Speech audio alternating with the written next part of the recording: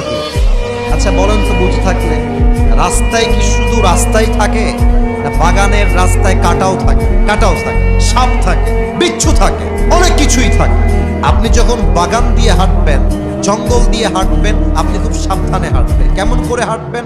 আপনি জুতা পরবেন, হাতে একটা লাঠি রাখবেন, যেন সাপ অ্যাটাক করলে আপনি অ্যাটাককে ডিফেন্স করতে পারেন। এটাই হচ্ছে তাকওয়া। হাদিস থেকে বলছে, উবাই ইবনে কাব রাদিয়াল্লাহু তাআলা আনহু কে ওমর ফারুক রাদিয়াল্লাহু তাআলা আনহু ডাক দিয়ে বললেন, হে উবাই ইবনে কাব, মা তারিফুত তাকওয়া?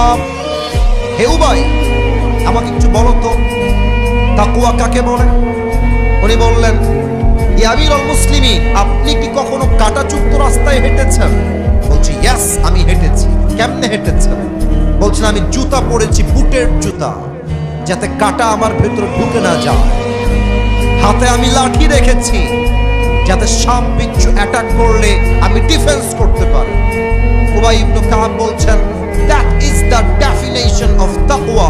এটাই হলো তাকওয়া। তো ওমরে ফারুক বলছে, কি বলবো, এইটা তাকওয়া কেমনে হয়? আমি তো সংখ্যা বুঝলাম না, একটু বুঝায় বল। উবাই ইবনে কাব বললেন, দুনিয়াতে চলতে গেলে একদিকে আছে হালাল, আমার কথা বুঝে থাকলে উত্তর দেন। একদিকে আছে, সবাইকে বলতে হবে, একজনও মাইনাস হওয়া যাবে না। একদিকে আছে, আর একদিকে আছে হারাম। বলেন সবাই, একদিকে হালাল, আর একদিকে। আপনি যদি মুসলমান হন, আমি আপনাকে দুইটা অপশন দিচ্ছি। এক, আমি তোমাকে একটা সরকারি চাকরি দিব, যে সরকারি চাকরির বেতন হবে মাস শেষে ৭০,০০০ টাকা, ফর এন এক্সাম্পল, উদাহরণ হিসেবে। আর তোমাকে এই চাকরি করার জন্য প্রথমেই ১০ লাখ টাকা ঘুষ হিসেবে দেওয়া লাগবে। আর সেকেন্ড অপশন হলো, কোনো চাকরি নয়, তোমাকে দিনাজপুর শহরে একটা ভ্যানের মধ্যে করে মুড়ি বিক্রি করতে হবে, যেখানে কোনো ঘুষ নাই, পুরোটাই হালাল। আপনি যদি মুসলমান ঘরের সন্তান হয়ে থাকেন, আপনি বলবেন, যেই চাকরি করতে আমাকে ঘুষ দেওয়া লাগে, ওই চাকরির মুখে আমি লাথি মারি। আমি ভ্যান চালায় খাবো, জমিতে আমি চাষ করে খাবো, আমি কৃষক হয়ে থাকবো, আমি ঝালমুখ মুড়ি বিক্রি করে খাবো, আমি মানুষের জমিনে খেটে খাবো, তবু আল্লাহর জমিনে বেঁচে থাকতে হারামের একটা পয়সা আমি গ্রহণ করতে পারবো না। ঠিক কিনা বলেন? দিস ইজ তাকওয়া। হারামকে অ্যাভয়েড করবেন, হালালকে অ্যাকসেপ্ট করবেন, আপনি মুত্তাকি হয়ে যাবেন। নাম্বার 1। নাম্বার 2, আচ্ছা এখন বাজে, মনে করেন রাত 12টা। এই জাস্ট মনে করেন, যদি এখন রাত 12টা বাজে, আশেপাশে কি আলো থাকবে না অন্ধকার হয়ে যাবে? আসতে না, আরো জোরে, আলো না অন্ধকার? কালকে দেখলাম প্রচুর কুয়াশা, অনেক কুয়াশা রাস্তা। আচ্ছা বলেন তো প্রিয় ভাইরা, কুয়াশার মাঝে গাড়ি আমরা চালাই, আমি নিজেও গাড়িতে বসি, আমার তো প্রোগ্রাম থাকে পুরো বাংলাদেশে। আমি খুব খেয়াল করেছি কুয়াশার ভিতরে, আমার ড্রাইভার বসে এই দিকে, আর আমি ড্রাইভারের পেছনে বসি না, আমি বসি এই পাশে। আমার কথা কি বোঝা যায় নাকি যায় না? আচ্ছা, আমি খুব খেয়াল করেছি, আমি প্রশ্ন খেয়াল করলাম যে যখন কুয়াশা থাকে, একটু পর পর আমাদের গাড়ির যে গ্লাস আছে, সামনের যে গ্লাস, যেটাতে আমরা সব কিছু দেখি, গাড়ি আসছে কিনা, কেউ ক্রস করছে কিনা, রাস্তায় কেউ আছে কিনা, ওই গ্লাসটা কুয়াশার পানিতে পুরোটা ঝাপসা হয়ে যায়, দেখা যায় না। আবার দেখবেন যখন কুয়াশা পড়ে দিনাজপুরে, কুড়িগ্রামে, রংপুরে, দেখবেন যেই বাস চলে 120 গতিতে, যেই বাস চলে 170 গতিতে, 150 গতিতে, 100 গতিতে, দেখবেন ওই বাস কুয়াশার সময় চলে মাত্র 30 অথবা 40। কেন? সামনে কিছু দেখা যায় না। এবার বলেন তো, প্রচুর কুয়াশা, পুরো মাঠ কুয়াশা দিয়ে ভরা, রাত বাজে 2টা, আপনি আছেন বাসার ভেতরে, আপনার লাইট বন্ধ, the door is locked, the window is locked, জানালাও বন্ধ, দরজাও বন্ধ। আপনি বসে বসে মোবাইল ফোনটা বের করে উলঙ্গ ভিডিও দেখছেন, হিন্দি গান শুনছেন, অনেক যুবক রাত হলে পর্নোগ্রাফি দেখছেন। কেউ না দেখলেও আপনাকে দেখছে একজন, আওয়াজ দিয়ে বলেন সবাই, তিনি কে? অতএব এটাই হচ্ছে তাকওয়া। আমি আমার বোনদের কাছে আবদার রাখবো, আম্মা জান আমাকে এখান থেকে না দেখে স্টেজে গিয়ে বসলে, ওখানে প্রজেক্ট দেওয়া আছে না, তো আমাকে সরাসরি না দেখলেই ভালো। এই যে আপনারা ওদিকে তাকাবেন না, এইদিকে। আমি বলতাম না, আমার কমেন্ট্রি ভাইরা আবদার রেখেছেন তাই বললাম, আম্মা জান বসে গেলে ভালো হয়। সবাই একটা তাকবীর দেন, নারায়ে তাকবীর।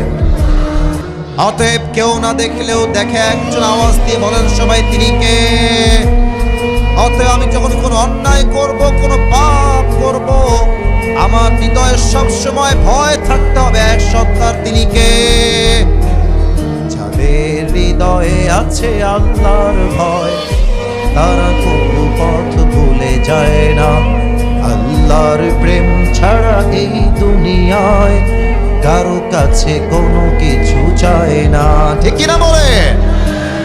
রাতের আধারে যারা সিজদাতে রয়, দু চোখের অশ্রুতে নদী যেন বয়।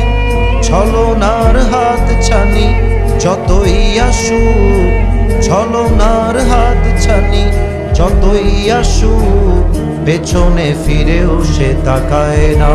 যাদের হৃদয়ে আছে আল্লাহর ভয়, তারা কভু পথ ভুলে যায় না।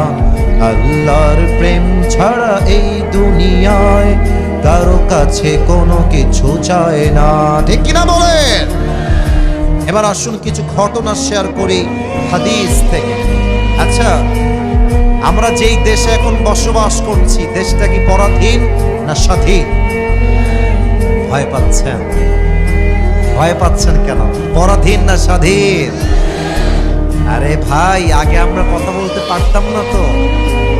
আমাদেরকে লিস্ট দেওয়া হতো যে হুজুর ওই বিষয়ে কথা বলতে হবে, মাটির নিচের ওয়াজ করতে হবে, মাটির উপরের দুর্নীতি নিয়ে কথা বলা যাবে না। আমি এখন একটা কথা বলছি সবাইকে, আগে আমরা দিন কায়েমের কথা বললে, আল্লাহর জমিনে আল্লাহর রাজ কায়েমের কথা বললে আমাদের গালি দেওয়া হতো রাজাকার, জঙ্গিবাদ আর মৌলবাদ বলে। আর আমি নিজে দেখেছি তাফসীর মাহফিলে হুজুর স্টেজের চেয়ারে বসে ওয়াজ করছেন, আর কিছু পাতি নেতা এসে একটা বাড়ি মারতো মাইকে এসে, মাইক কেড়ে স্টেজ থেকে বক্তায় গ্রেফতার করতো। যদি কোনো বাপের বেটা আজকে থাকেন, আমাকে বাধা দিবেন এই বিরলের মাটিতে, ওয়েলকাম, আসেন। আপনার পিঠের চামড়া যুবকরা একটাও বাকি রাখবেন আজকের মাহফিলে। আমাদের কথা একটা, আমরা স্বৈরাচারের দেশ দেখেছি, আমরা জুলুমের দেশ দেখেছি। আমরা আগামীতে এই দেশ আর দেখতে চাই না। আগামীর দেশ হবে ইসলামের বাংলাদেশ, কোরআনের বাংলাদেশ। হাত তুলে বলেন সবাই, ঠিক কিনা? আসুন আমরা আপনাদেরকে বুঝাই বলি, আল্লাহর রাষ্ট্র চালাইতে হলে তাকওয়ার কত প্রয়োজন আছে। প্রশ্ন করছি সবাইকে, দেখা যাক উত্তর করতে পারেন কিনা, দেখা যাক। বলেন তো ইসলামের মোট খলিফা কয়জন? বলেন সবাই, আমার হাত থেকে কয়জন? আচ্ছা, দেখা যাক। এই যে ওরা নামলে নামুক, না নামলে নাই। আমার যুবকদের কষ্ট যাবে, যুবকরা আমরা কলেজে অনেক কষ্ট দেবেন না, মেহরবানি করে। প্রিয় ভাইরা, বলেন ইসলামের কয়জন খলিফা? বলেন তো প্রথম খলিফার নাম কি? অনেকে বলে ফেলেছেন, এবার সবার থেকে জানতে চাই, ইসলামের প্রথম খলিফার নাম কি? আবু বকর রাদিয়াল্লাহু তাআলা।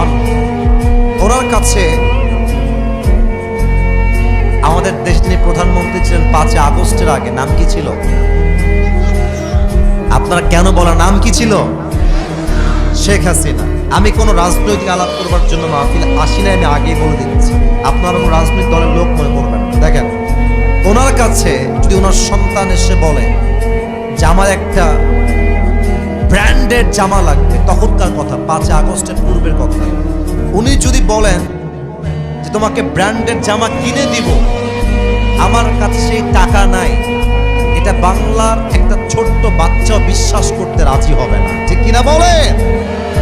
তারা তো আমাদের দেশ দেশ থেকে 1 কোটি নয়, 2 কোটি নয়, কয়েকশো কোটি টাকা, লক্ষ কোটি টাকা দেশ থেকে বিদেশের মাটিতে পাচার করে দিয়েছে, চুরি করে, ঠিক কিনা বলেন? আবু বকরের কাছে তার সন্তান আসছে এবং তার মা আসছে, অর্থাৎ সন্তানের মা এসে বলছে, ইয়া আবু বকর, সন্তানের পক্ষ থেকে ছোট্ট একটা আবদার আছে আমাদের কাছে। কি আবদার বলো? তো বলছে, আপনার সন্তানরা আরবের সবচেয়ে দামি খাবার সারিদ খেতে চায়। মুরব্বীরা যারা এসেছেন আপনারা বুঝবেন, আমাদের দেশে মুরগির গোস্তের চাইতে গরুর গোস্তের দাম কম না বেশি? মাসে হয়তো বা মধ্যবিত্ত পরিবারের সন্তান আমরা একবারও গরুর গোস্ত খাইতে পারি কিনা সন্দেহ।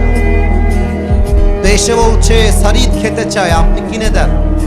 একজন রাষ্ট্রের প্রধানমন্ত্রী তিনি বলছেন, আমি যে আমার সন্তানদেরকে সারিদ কিনে খাওয়াবো ওই টাকা আমার কাছে নাই, তোমরা আমাকে মাফ করে দাও, যাও। একজন প্রধানমন্ত্রী কি বলছেন, সারিদ কিনবো, আমার কাছে টাকা নাই। এবার আবু বকর রাদিয়াল্লাহু তাআলা আনহু এই কথা বলে বাড়ির থেকে বের হয়ে গিয়েছেন। দীর্ঘ 3 থেকে 4 মাস পরের কথা, আবু বকর রাদিয়াল্লাহু তাআলা আনহু একবার বাসায় ঢুকেছেন। বাসায় ঢুকেই দেখছেন তার বউয়ের হাতে ছোট্ট একটা প্লেট রাখা। বলছে, প্লেটে কি ঢাকা? দেখি খুলো তো প্লেটটা। প্লেট খুলেই দেখছে প্লেটে কয়েকটা সারিদের টুকরা রাখা আছে।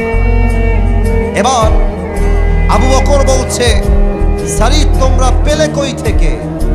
আমি তো সারিদ ক্রয় করি নাই তোমাদের জন্য, আসলো কই থেকে? আবু বকরের বউ বলছে, ইয়া খলিফাতুল মুসলিমিন, আপনি যে আমাকে প্রত্যেক মাসে কিছু হাত খরচের টাকা দেন, প্রত্যেক মাসের টাকা বাঁচিয়ে বাঁচিয়ে বাঁচিয়ে বাঁচিয়ে কয়েক মাসে যা জমা হয়েছে সেই টাকাগুলো জমিয়ে আমি আমার সন্তানের আবদার পূরণ করবার জন্য কয়েক টুকরা সারিদ ক্রয় করেছি, এটা হালাল, টেক ইট, নেন, একটু খান, এটা আপনার জন্য হাদিয়া। আবু বকর নিয়েছেন, সারিদগুলো খেয়েছেন, খেয়ে সোজা সংসদ ভবনে চলে গিয়েছেন। রাষ্ট্রের প্রধান দায়িত্বশীল এমপি, মন্ত্রী, মেয়র, পুলিশ সবাইকে ডেকে বিশাল লম্বা একটা সভা করেছেন। আর ডাক দিয়ে বলছেন, সবাই শুনবেন মন দিয়ে, আমি আবু বকর এই রাষ্ট্রের প্রধানমন্ত্রী হলাম, আমি একা, আমার উপরে সব দায়িত্ব। আপনারা আমাকে প্রত্যেক মাসে যেই বেতন দান করেন এই বেতনটা আজ থেকে কমায় দেন, যা ছিল কমায় দেন।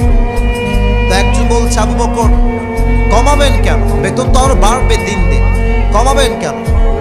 আবু বকর ডাক দিয়ে বলছে, শোনো, আমার প্রত্যেক মাসের বেতন থেকে টাকা বাঁচিয়ে আমার বউ আমার জন্য, সন্তানের জন্য সারিদ ক্রয় করেছে। এর দ্বারা প্রমাণ হয়ে গিয়েছে যে আমার সংসার এর চাইতে কম টাকায় চলবে। তোমরা কমিয়ে দাও, যদি না কমাও কিয়ামতের দিন আমাকে এটার জন্য পাকড়াও করবে। একজন আওয়াজ দিয়ে বলেন সবাই, তিনি কে? জাস্ট কয়েকটা টাকা বেতন কমিয়ে দিয়েছেন। এমন ভয় যদি আমার রাষ্ট্রের প্রত্যেকটা দায়িত্বশীল ব্যক্তিবর্গের মাঝে ঢুকে যায়, আগামীর বাংলাদেশ দুর্নীতিমুক্ত বাংলাদেশ হয়ে যাবে, ঠিক কিনা বলেন? এটা হচ্ছে আল্লাহর ভয়। আচ্ছা, আপনারা একজন ব্যক্তির নাম বলছি, দেখেন তো আপনারা সবাই চেনেন কিনা? পাকিস্তানের একজন টপ ফেমাস স্কলার, তার নাম হলো মাওলানা তারিক জামিল। নাম শুনেছেন? হ্যাঁ, আপনারা শুনেছেন, মাশাআল্লাহ। যুবকরা তোমরা দেখেছো, দেখবা ফেসবুকে ওনার ওয়াজ আসে, ওনার বাসা হচ্ছে পাকিস্তান। দেখবা অলওয়েজ সাদা পাঞ্জাবি পরে, অলওয়েজ সাদা পাগড়ি, সাদা পায়জামা। তো আমি সেই দিন তাকওয়াকে নিয়ে স্টাডি করছিলাম, রিসার্চ করছিলাম যে তাকওয়া আসলে ইসলামে কাকে বলা হয়। তো আমার হঠাৎ করে আমার সামনে একটা, যা সত্য তাই বলবো, বানিয়ে বলার কোনো চান্স নাই, মিডিয়া আমার কথাগুলো রেকর্ড করছে, একটা ছোট্ট বক্তব্য আমার সামনে আসলো, যে বক্তব্যের টাইটেল ছিল এরকম উর্দুতে, আল্লাহ কা ডর বন্দে কে দিল মে कैसा होना चाहिए। আল্লাহর ভয় বান্দার অন্তরে কেমন থাকবে, আজীব এক ওয়াকিয়া, অবাক করা একটা ঘটনা আমি ওপেন করলাম। আচ্ছা, অসুস্থ হলে আপনারা কিসে ভর্তি হন? এই যে কথা না বললে দিনাজপুরের মাটির তো বদনাম হবে। অসুস্থ হলে আমরা কিসে ভর্তি হই? হসপিটাল বা মেডিকেল। আচ্ছা, এই যে পিচ্ছি, পিচ্ছি ওকে ধরো তো, ওকে বসে দাও, বসো। ব্যাটা তো ঠ্যাং ভেঙে ফেল করে, চুপ করে বসে। কলিজা বাবু বসে পড়ো। সবাই তাকবীর দেন, নারায়ে তাকবীর। ভাইরা, 1 ঘন্টা ওয়াজ হয়ে গেছে, একটু করে আজান দিবে। আমরা জানি শেষ ভালো যার। ওরে ভাই বলেন, শেষ ভালো যার। আর কয়েকটা মিনিট সময় আছে, আমাকে দেওয়া যাবে কি যাবে না? তো তারিক জামিল বললেন, পাকিস্তানের একজন যুবক আফটার বিং সিক, অসুস্থ হওয়ার পরে সে একটা খ্রিস্টানদের হসপিটাল, মিশনারি হসপিটালে ভর্তি হয়েছে। ভর্তি হওয়ার পরে যখন 7 দিন হয়ে গিয়েছে, আপনারা জানেন সবাই যে খ্রিস্টানদের প্রত্যেকটা নার্স হয় মেয়ে। আমাদের বাংলাদেশের মেডিকেলগুলোতেও নার্স হয় মেয়ে।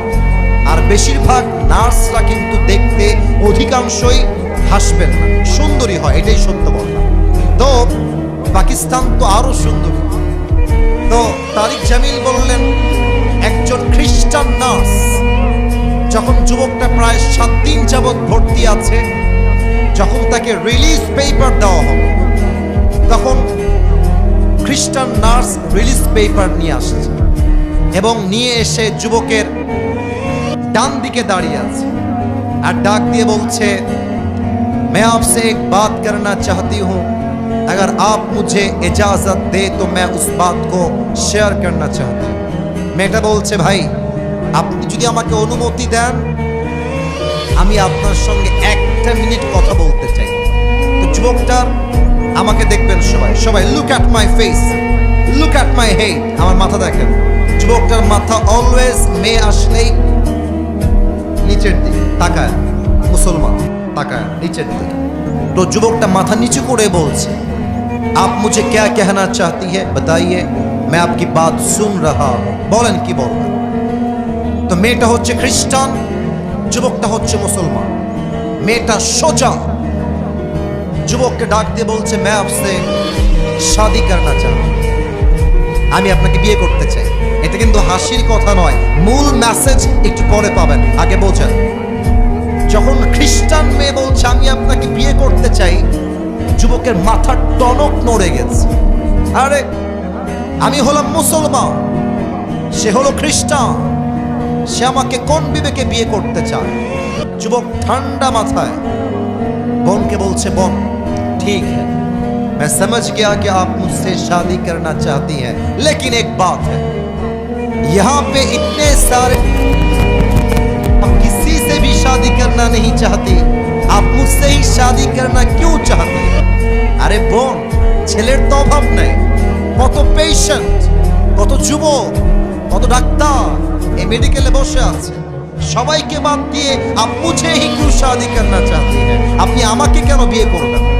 তো তারিক জামিল বললেন, যুবকের প্রশ্নের পরে নারীটা ডাক দিয়ে বলছে, मैं आपसे शादी करना चाहती हूँ, इसका एक बहुत बड़ा रीजन है मेरे पास, একটা বিশেষ কারণে আমি আপনাকে বিয়ে করতে চাই।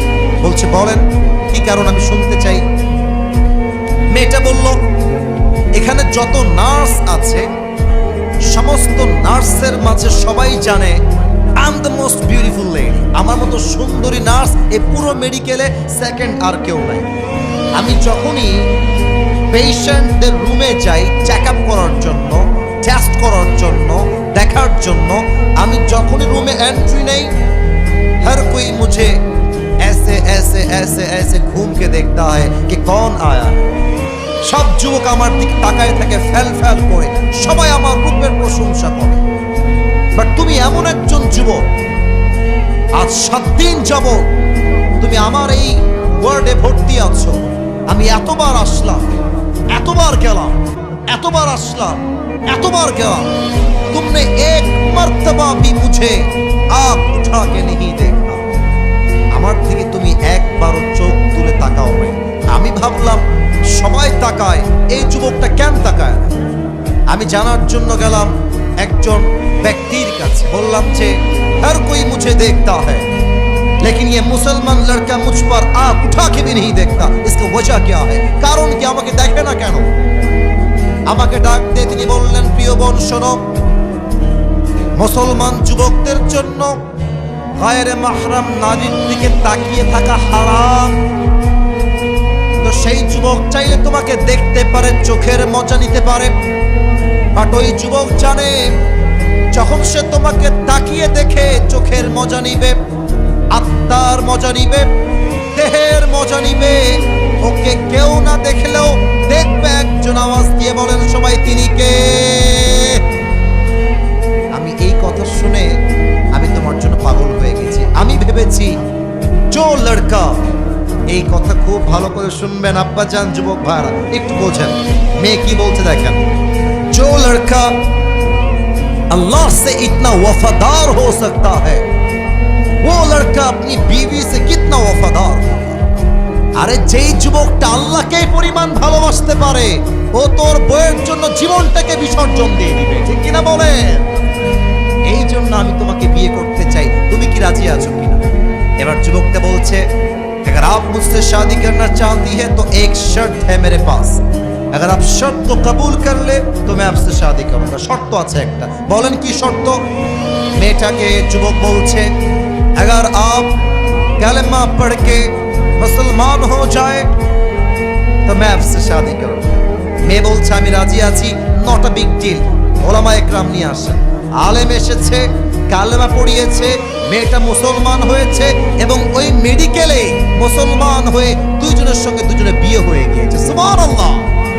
আমি একটা কথা ওয়াল্লাহি আল্লাহর কসম করে বলছি, বানিয়ে বলি নাই, যা শুনেছি তা বললাম।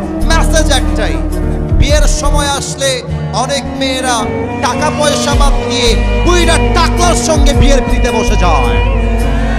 মেয়েদের বোঝা উচিত বিয়ের সময় ছেলের টাকার জরুরি নয়, ভালো চাকরি জরুরি নয়, বিয়ের জন্য সবচেয়ে জরুরি তাকওয়া এবং যুবকের চরিত্র, ঠিক কিনা বলেন? আল্লাহ প্রত্যেকটা মেয়েকে চরিত্রবান যুবক বিয়ে করার